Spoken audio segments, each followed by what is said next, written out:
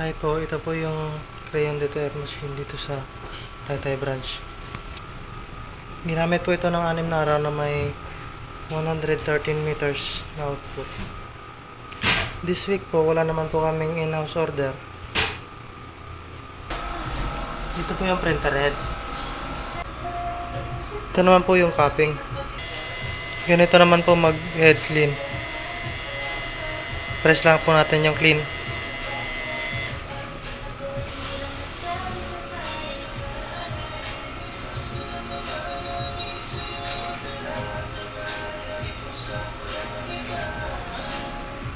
Pagkatapos po mag-clean, punasan natin yung wiper.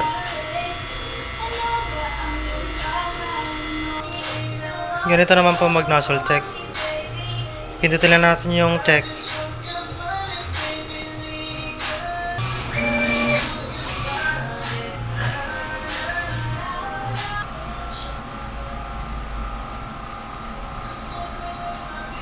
Kumpleto naman po yung kulay.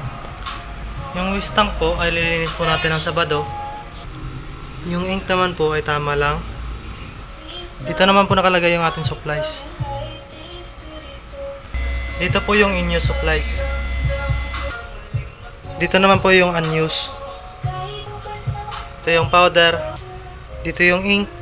Dito naman po yung cleaning solution. Dito naman po yung film.